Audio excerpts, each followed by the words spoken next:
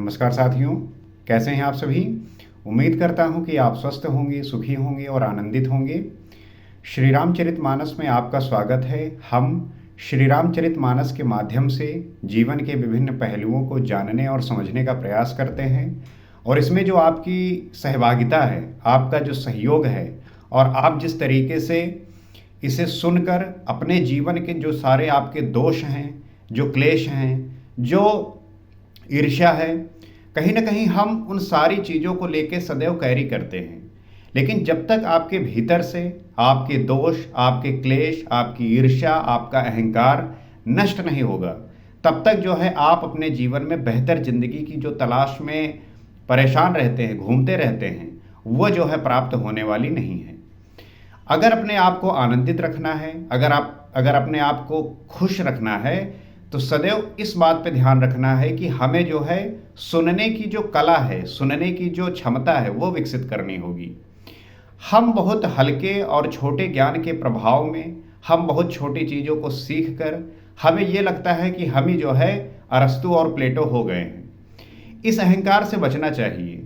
और आज के समय में तो सोशल मीडिया पे जिस प्रकार से लोग इंगेज हैं, यहाँ पे जो है हर कोई ज्ञानी बन रहा है, और आप ये देख पाएंगे कि इन रील्स और इन व्हाट्सएप यूनिवर्सिटी के थ्रू लोगों को लगता है कि वो जो है प्लेटो और वही जो है अरस्तु हैं।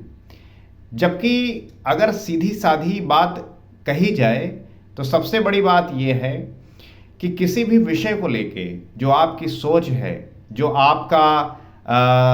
आपके थॉट्स हैं, वो यही बात बताते हैं कि आप जो है किसी चीज़ को कितने न्यूट्रल वे में सोचते हैं। उसके जो है पॉजिटिव क्या है, उसके जो है निगेटिव क्या है।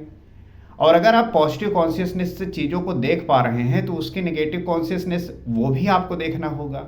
और अगर आप किसी भी चीज़ को इस तरीके से देख रहे हैं कि आप सदैव उसमें कमी देखेंगे, तो आपको अपनी दृष्टिकोण को बदलने की आवश्यकता है। जैसे कि एक साइकोलॉजी टेस्ट होता है कि एक गिलास में जो है पानी भर के रखा जाता है और उसमें जो है लोगों से पूछा जाता है कि आप क्या देख रहे हैं। तो बहुत सारे लोग बोलते हैं कि जो है ये गिलास जो है आधा खाली है। लेकिन बहुत सारे लोग कहते हैं कि इस गिलास में जो है आधा गिलास जो है ये भरा हुआ है।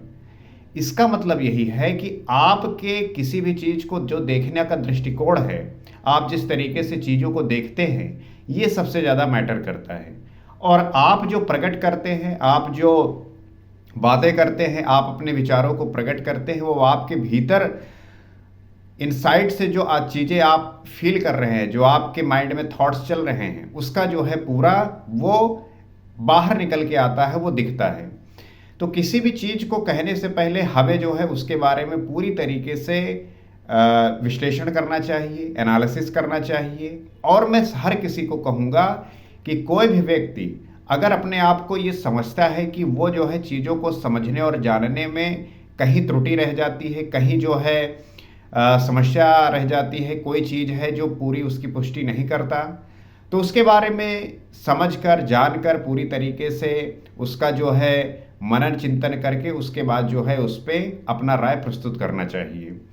और श्री रामचरितमानस में वो सारी बातें जो है पूरे गहराई के साथ, तर्क के साथ बताई गई हैं, समझाई गई हैं, जिसको आप जानकर अपने भीतर की जो संवेदना है, अपने भीतर का जो थॉट है, अपने भीतर की जो मानसिक स्थिति है, जिस चीज़ को आप जानना चाहते हैं, जिस चीज़ को आप फाइंड आउट करना चाहते हैं, तो इसके लिए जो है आप इस स्थिति में जाकर प्राप्त कर सकते हैं।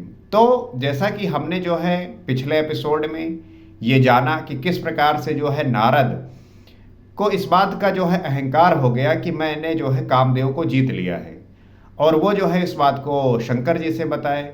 जब ये बात शंकर जी को बताया तो शंकर जी जो है ये बात कहे कि देखिए, इस बात को मुझसे तो बता दिए हो, लेकिन विष्णु जी से मत बताना।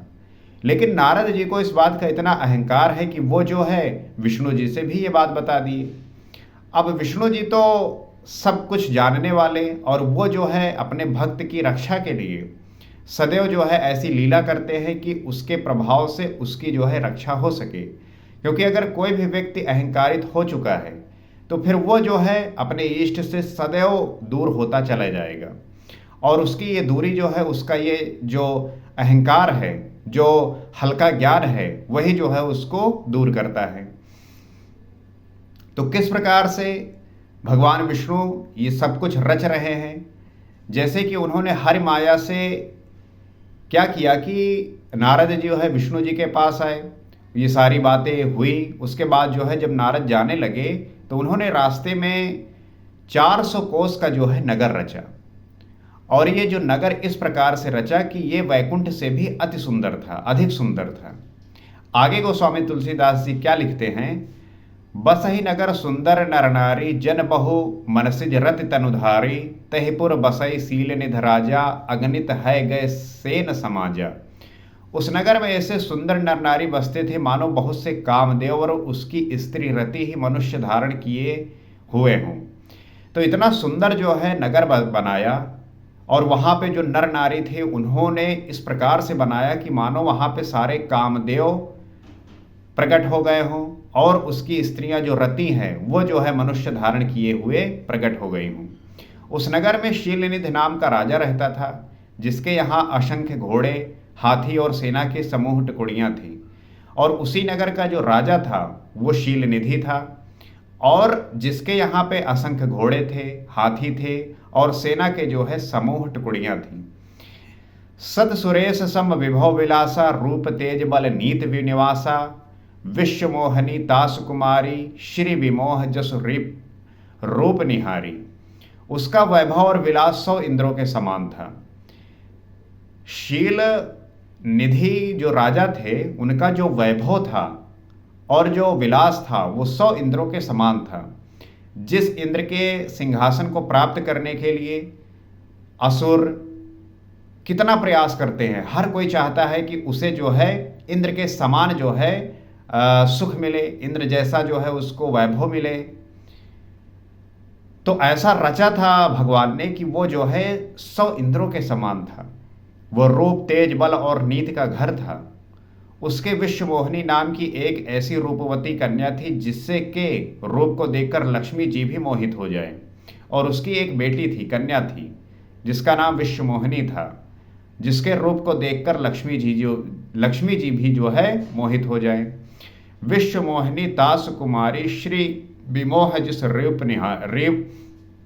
निहारी, सोई हरिमाया सब गुण खानी, शोभा तास की जाई बखानी, करई स्वयंवर सो नृपबाला, आए तह अगणित महिपाला। वो सब गुणों की खान भगवान की माया ही थी। उसकी शोभा का वर्णन कैसे किया जा सकता है। वो राजकुमारी स्वयंवर करना चाहती थी, इससे वहाँ अगणित राजा आए हुए थे।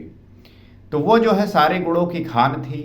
अगर किसी स्त्री में उसके रूप के साथ अगर गुण आ जाए तो उससे महान, उससे ग्रेट कोई हो ही नहीं सकता। वो अनमैचेबल हो जाती है, उसका जो है कोई दायरा रह ही नहीं जाता, वो असीमित हो जाती है, अनंत हो जाती है। और हर एक स्त्री को उसके अपने रूप जो उसे मिला है उसे उसको एक्सेप्ट करके अपने गुणों पे जो है उसे ध्यान देना चाहिए, क्योंकि स्किल जो है उसके साथ सदैव कैरी करिएगा। और आज के इस टाइम पे जो कैपिटलिस्ट का ज़माना है, यहाँ पे आपका स्किलफुल होना अति आवश्यक है। तो उसकी शोभा का वर्णन कैसे किया जा सकता है। तो वो इतना पूर्ण रूप से जो है क्रिएट हुआ, वो ऐसे जो है चीज़ें बनी कि उसके शोभा का वर्णन जो है कर ही नहीं सकती। वो राजकुमारी स्वयंवर करना चाहती थी, इससे वहाँ अगणित राजा आए हुए थे।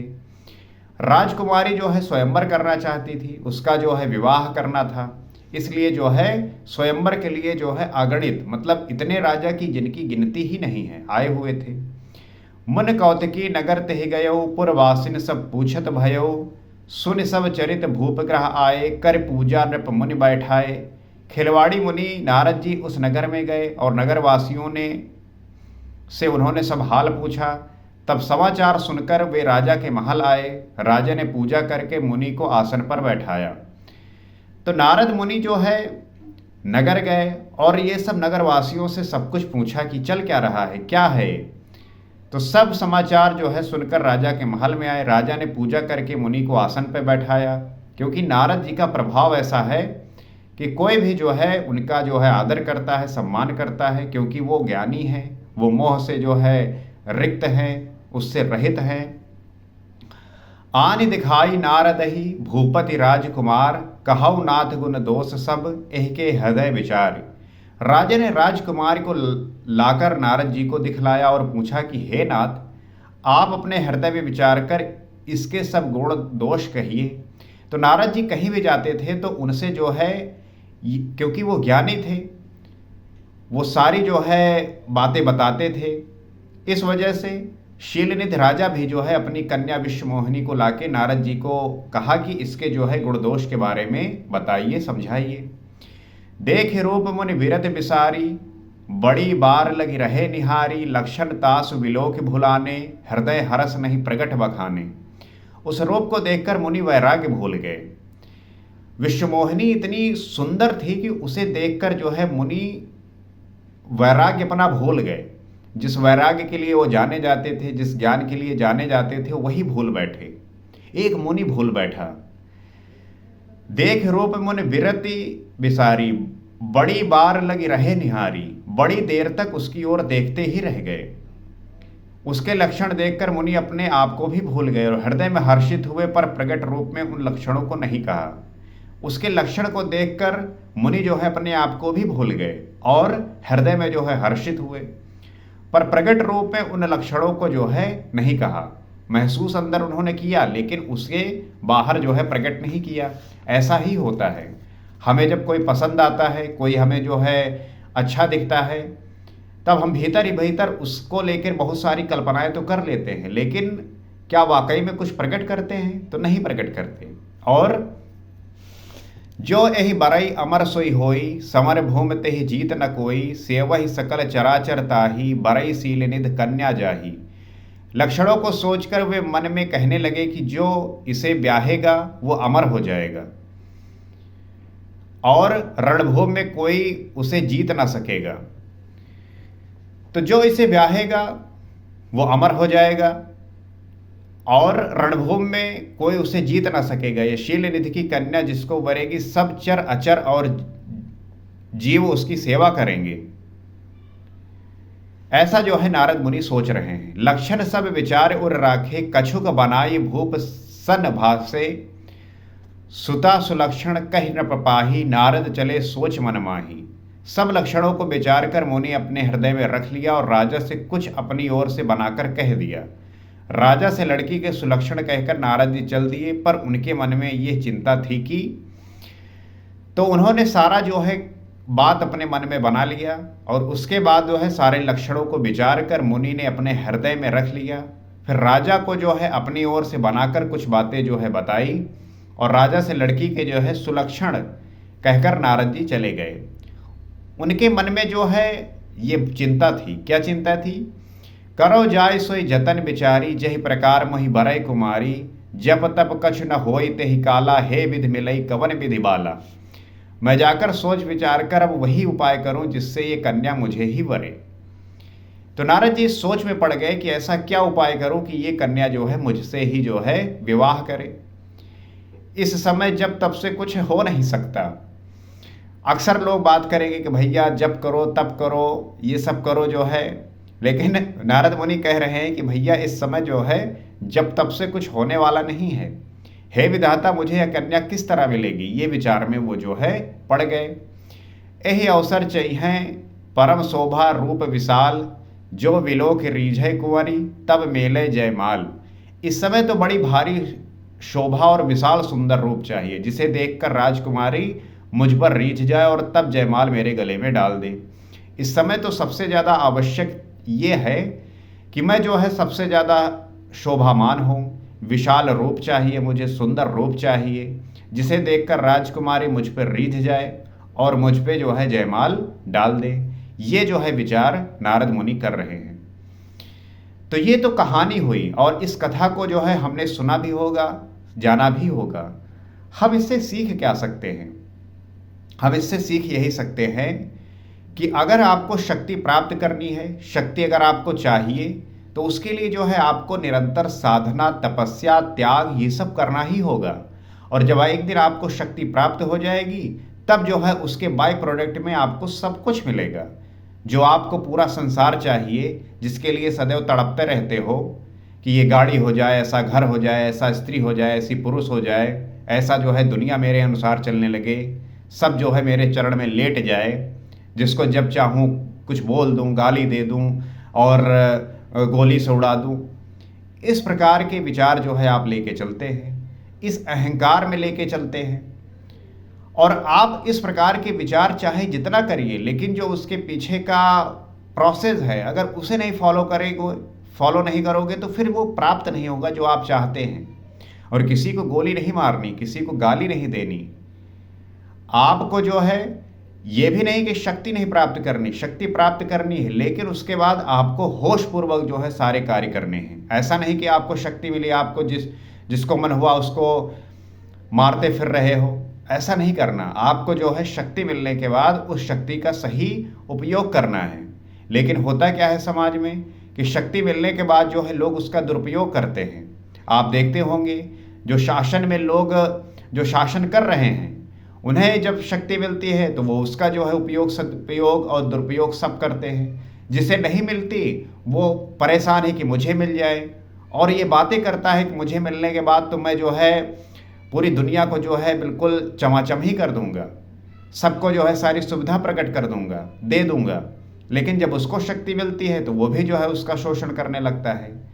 कहने का मतलब ये है कि हर एक व्यक्ति अपने मन में पूरे संसार को प्राप्त करने की इच्छा से जो है सदैव लगा हुआ है। उसे बस जो है पूरा संसार चाहिए और इसके लिए वो जो है कुछ भी करने के लिए तैयार है। लेकिन इससे जो है आप प्रकृति का, अपने आप का नाश कर रहे हैं, और ऐसे लोगों को कुछ प्राप्त होने वाला नहीं है। हो भी जाएगा तो वो नुकसान ही करेगा। बेहतर है कि आप होश में जो है सारे कार्य को करिए और इसको जो है अपने जीवन में इस प्रकार से लाइए कि वो शक्ति का उपयोग सही दिशा में हो, सही तरीके से हो, ताकि जो अन्य व्यक्ति इससे पिछड़े हैं, जो अंधकार में हैं, जो अज्ञान में हैं, उनको सही दिशा मिले और सभी जो है व्यक्ति ये महसूस कर पाए कि उनका जो जीवन है वो किसके लिए हुआ है, वो क्या प्राप्त करने के लिए हुआ है। इसी आशा के साथ आज इतना ही। अगले एपिसोड में आपसे फिर मुलाकात होगी। और अगर आपको ये कथा, ये इनसाइट, ये वैल्यू अगर आपको लग रही है, अगर आप इस वीडियो से कुछ सीख पा रहे हैं, समझ पा रहे हैं, इस कथा का जो है आनंद ले रहे हैं, अगर आपको ये उपयोगी लग रहा है, तो आप इस चैनल से जुड़ सकते हैं और उन सारे व्यक्तियों तक इसे पहुंचा सकते हैं जिसे ये जानने की आवश्यकता है।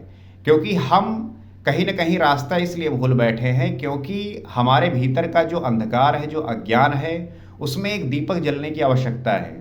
और मेरा पूरा विश्वास है कि ये जो हम कथा कर रहे हैं ये उसमें मदद करेगा, ये उसमें जो है सहायता करेगा। इसी आशा के साथ आज इतना ही। अगले वीडियो में आपसे फिर मुलाकात होगी। सीताराम।